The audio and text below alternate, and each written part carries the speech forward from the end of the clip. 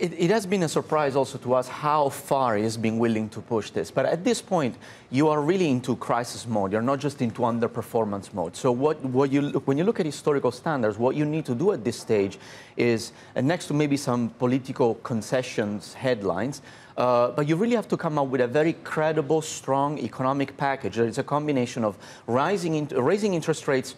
At this point, we're talking 5 to 10%. Maybe 20? I mean, Argentina's at 45%. Exactly. I mean, you would take real interest rates, you would have to take them at least to 10, and we know that inflation is going to breach 20% very soon. You need to probably announce a very strong economic team and show a durable change in the way you look at the economy. Let's look at Malaysia back in 97, 98. They had a twin deficit. They had a current account deficit of 6.5% of GDP. What they ended up doing was peg the currency, crush domestic demand, and turn it into a current account surplus of 7%.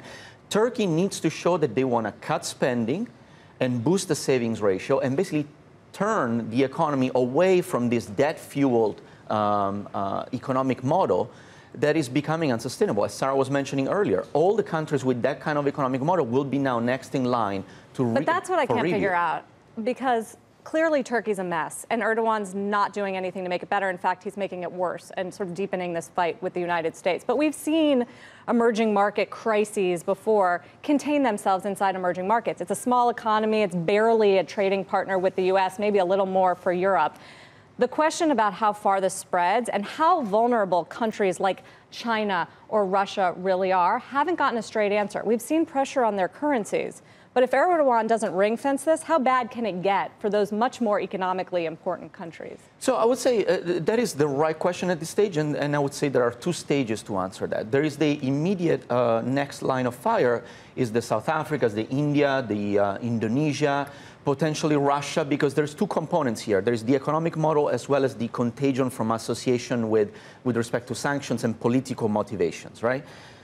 Then the next stage is, are we going to get emerging market investors pull out altogether? Because what do you do? When you cannot liquidate your illiquid assets, you start liquidating the more liquid ones. So typically, the Mex peso or the South African rands, very liquid currencies or very liquid bond markets, tend to get sold when you cannot sell less liquid And if everybody's just going to bring risk down, that's the you risk. deleverage everywhere. Exactly. Next from there, I would say European banks or European markets more broadly by association, because also we start going into September, where Italy will be back on the headlines for budget approval reasons, and you're seeing peripheral spreads in Europe are beginning to widen. So you have a constellation of events around the global economy between August and September that may create a bit of a weakening sentiment simply by association of events. What I think is also interesting, Michelle, is that we're seeing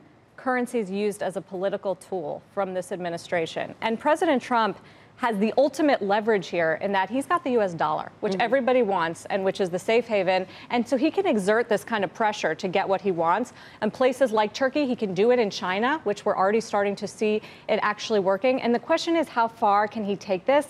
And where does this experiment go? Because it's not usually a tactic of an administration to rub salt in the wound of a country.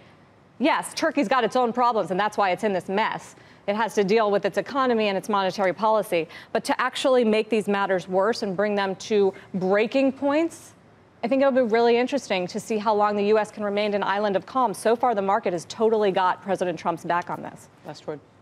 It's been incredible. It's because the U.S. market is the only one making new highs every day, that from a financial markets, you feel that your political tool, the dollar, is not affecting your markets, your exports, but eventually there will be a tightening in financial conditions that will, this is what we saw back in 2015, 2016.